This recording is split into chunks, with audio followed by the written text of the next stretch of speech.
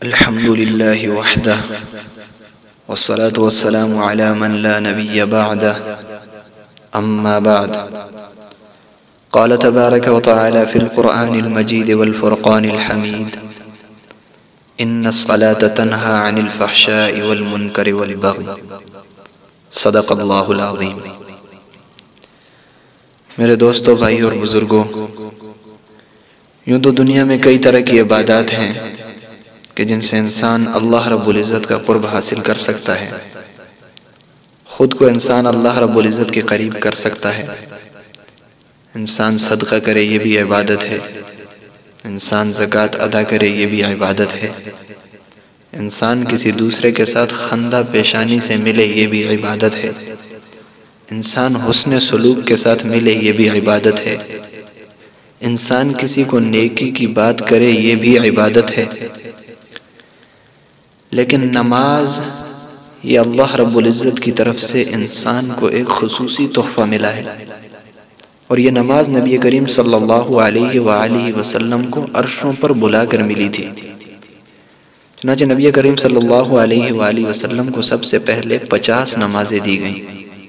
نبی کریم صلی اللہ علیہ وآلہ وسلم جب واپس آئے تو ملاقات واپسی پر موسیٰ علیہ السلام سے ہوئی۔ موسیٰ علیہ السلام نے فرمایا کہ واپس جائیے اپنے رب کے پاس اور نمازیں کم کروائیے، یہ 50 نمازیں آپ کی امت نہیں پڑھ پائے گی۔ نبی کریم صلی اللہ علیہ وآلہ وسلم واپس گئے اور نمازیں 45 ہوئیں۔ پھر موسیٰ علیہ السلام سے ملے، انہوں نے کہا پھر کم کروائیے۔ یہ سلسلہ چلتا رہا، آخر میں نمازیں 5 بچیں۔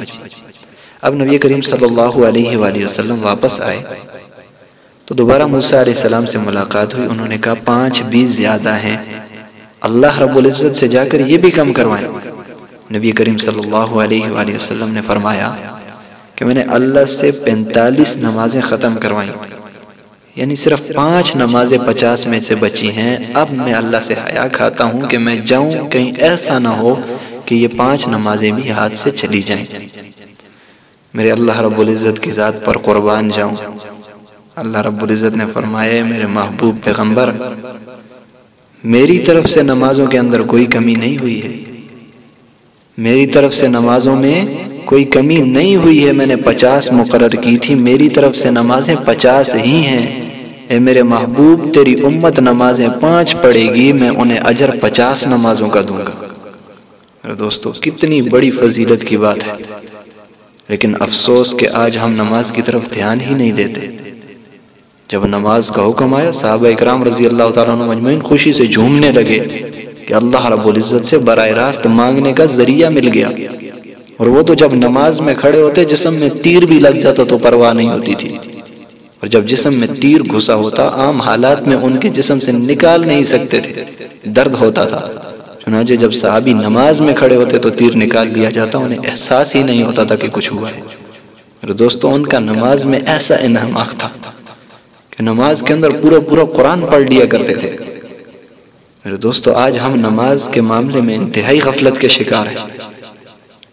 ہم فرض نمازوں کو جماعت کے ساتھ پڑھنا تو درکنار، ہم نماز پڑھتے ہی نہیں ہیں۔ حالانکہ فرض نماز جو جماعت کے ساتھ آدمی چھوڑتا ہے، اس کے بارے میں نبی علیہ السلام کی کیسی سخت وعید آئی ہے۔ نبی کریم صلی اللہ علیہ وآلہ وسلم کی حدیث ہے جس کا مفہوم ہے، نبی کریم صلی اللہ علیہ وآلہ وسلم نے فرمایا کہ میرا جی چاہتا ہے کہ میں چند جوانوں سے کہوں کہ وہ بہت سا ایندھن اکٹھا کریں اور پھر ان لوگوں کے گھر جا کر انہیں جلا دوں جو بغیر کسی عذر کے اپنے گھروں میں نماز پڑھ لیا کرتے ہیں، یعنی جماعت کے ساتھ بغیر کسی عذر کے نماز نہیں پڑھتے ہو۔ میرے دوستو، کتنی سخت وعید ہے۔ اور جو شخص بالکل نماز چھوڑتا ہے، روایت میں آتا ہے جس کا مفہوم یہ ہے کہ قبر میں ایسے انسان پر جو نماز نہیں پڑھتا ایک اژدہا، ایک انتہائی خوفناک قسم کا سانپ مسلط کیا جائے گا، اور اس سانپ کے ناخن لوہے کے ہوں گے اور اس کی آنکھیں آگ کی ہوں گی۔ میرے دوستو، سوچنے میں ہی انسان حیران ہوتا ہے کہ کیسا عجیب وہ سانپ ہوگا۔ میرے دوستو، جب وہ مردے کو ایک مرتبہ ڈھسے گا تو یہ مردہ 70 ہاتھ زمین میں دھنس جائے گا، اور وہ کیا کہے گا مردے سے کہ مجھے اللہ رب العزت کی طرف سے حکم ہوا ہے کہ تو نے جو صبح کی نماز چھوڑی تھی اس پر عشاء سے لے کر صبح تک تجھے مارے جاؤں، اور جو تُو نے ظہر کی نماز چھوڑی تھی اس پر میں تجھے صبح سے لے کر ظہر تک مارے جاؤں۔ دوستو کتنے ہمارے بھائی ہیں جو بالکل نماز پڑھتے ہی نہیں ہیں، تو ان کے ساتھ کیا معاملہ ہوگا؟ ساری زندگی کے لیے وہ سانپ انہیں مارتا رہے گا میرے دوستو۔ اس خوفناک سانپ سے بچنے کے لیے اللہ رب العزت کی عبادت، اللہ رب العزت کی نماز جیسے فریضے کو ادا کرنا ہمارے لیے ضروری ہے۔ میرے دوستو آج ہم نماز میں تو کھڑے ہو بھی جاتے ہیں، اول تو پڑھتے ہی نہیں، اگر پڑھتے ہیں تو کھڑے ہو جاتے ہیں، پتہ ہی نہیں چلتا کہ نماز پڑھ رہے ہیں یا کیا کر رہے ہیں۔ ہماری تو حالت اس دکاندار کی طرح ہوتی ہے کہ امام صاحب نے نماز پڑھائی تو بیچ میں صاف ہو گیا کہ پتہ نہیں کتنی رکعتیں پڑھی ہیں۔ انہوں نے مقتدیوں سے پوچھا کہ کتنی پڑھی ہیں، تو ایک مقتدی نے کہا حضرت 3 رکعتیں پڑھی ہیں، 4 نہیں پڑھی۔ پوچھا آپ کو کیسے پتہ چلا؟ اس نے کہا کہ میں نماز کے اندر اپنی دکانوں کا حساب کرتا ہوں، میری 4 دکانیں ہیں، میں نے 3 دکانوں کا حساب کیا، چوتھی رہ گئی ہے، معلوم ہوا کہ آپ نے 3 رکعتیں پڑھی ہیں، 4 نہیں پڑھی۔ میرے دوستو ہماری یہ حالت ہے۔ صحابہ جب نماز کے اندر کھڑے ہوتے تھے تو انتہائی لرزتے تھے، کانپتے تھے کہ ہم اللہ رب العزت کے سامنے کھڑے ہیں، اور ہم بھی اللہ رب العزت کے سامنے کھڑے ہوتے ہیں، ہمیں کوئی پرواہ ہی نہیں ہوتی۔ حالانکہ روایت میں آتا ہے کہ جب اللہ کا بندہ مسلمان نماز پڑھ رہا ہوتا ہے، اللہ رب العزت کے ساتھ ہم کلام ہوتا ہے، تو اللہ رب العزت کی رحمت اس کی طرف متوجہ ہوتی ہے۔ لیکن جب یہ بندہ نماز میں ادھر ادھر دیکھتا ہے یا کوئی اور حرکت کرتا ہے تو اللہ رب العزت کی رحمت بھی اس سے ہٹ جاتی ہے۔ میرے دوستو دوسری روایت میں آتا ہے جس کا مفہوم ہے کہ جب انسان اللہ رب العزت سے ہم کلام ہوتا ہے، نماز پڑھتا ہے، تو اللہ رب العزت کی ذات خود اس کی طرف متوجہ ہوتی ہے۔ لیکن جب یہ بندہ ادھر ادھر التفات کرتا ہے، آگے پیچھے دائیں بائیں کبھی دیکھتا ہے، تو اس میں اللہ رب العزت کی توجہ بھی اس بندے سے ہٹ جاتی ہے۔ میرے دوستو کون چاہتا ہے کہ اللہ رب العزت جیسی غفور الرحیم ذات کی توجہ ہم سے ہٹے؟ اور پھر ہماری نماز، دنیا کی مثال سے ہی لے لیں کہ اگر کوئی حاکم ہے، اس کے سامنے کوئی آدمی کچھ مانگنے کے لیے گیا ہے، یا کوئی استاد ہے، شاگرد اس کے سامنے کھڑا ہے، اور شاگرد استاد سے بات کرتا ہے اور دیکھتا کسی اور کی طرف ہے۔ کوئی آدمی حاکم سے مانگتا ہے اور دیکھتا کسی اور کی طرف سے ہے۔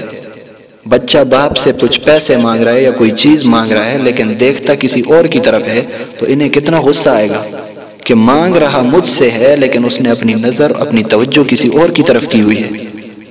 تو میرے دوستو جب ہم نماز میں کھڑے ہوتے ہیں، ہم اللہ رب العزت سے ہم کلام ہوتے ہیں، اللہ رب العزت سے مانگ رہے ہوتے ہیں، لیکن ہماری توجہ کسی اور کی طرف ہوگی، تو میرے دوستو اللہ رب العزت کی غفور الرحیم ذات ہم سے خفا نہیں ہوگی کہ ہم نماز میں کھڑے ہیں، اللہ رب العزت کے در پہ کھڑے ہیں، اور ہماری توجہ کسی اور کی طرف ہے۔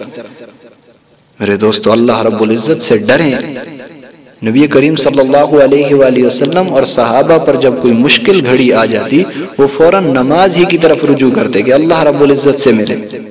ہم تو فرائض نہیں پڑھتے، وہ نوافل میں اتنی کثرت کر دیا کرتے تھے۔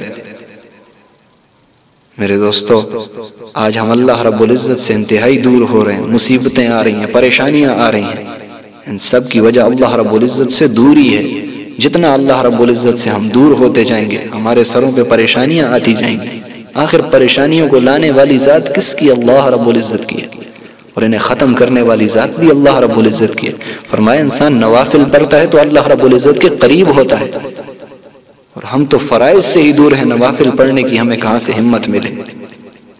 اور اگر کسی سے نماز کا کہہ دیں کہ یار نماز پڑھ لو، بس ٹھیک ہے مولوی صاحب 2 منٹ میں آیا، نماز پڑھ لی، ابھی پڑھتا ہوں، اور اس کے بعد حضرت دکھے ہی نہیں، ملتے ہی نہیں۔ یار نماز ہمارے لیے نہیں پڑھنی ہے، نماز اللہ رب العزت کے لیے پڑھنی ہے۔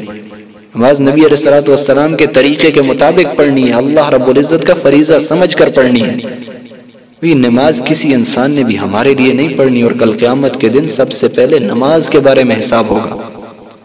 اگر یہ نماز پوری نکل آئی تو باقی اعمال بھی پورے نکلیں گے، لیکن میرے دوستو اگر یہ نماز پوری نہ نکلی تو اس انسان کے باقی اعمال بھی خسارے میں ہوں گے، وہ انسان خسارے میں ہوگا، اور اتنی سخت وعیدوں کا گرفتاری اسے ملے گی۔ میرے دوستو میرے دوستو اللہ رب العزت سے دعا ہے کہ وہ آپ کو بھی اور مجھے بھی صحیح طریقے سے نماز ادا کرنے کی توفیق عطا فرمائے۔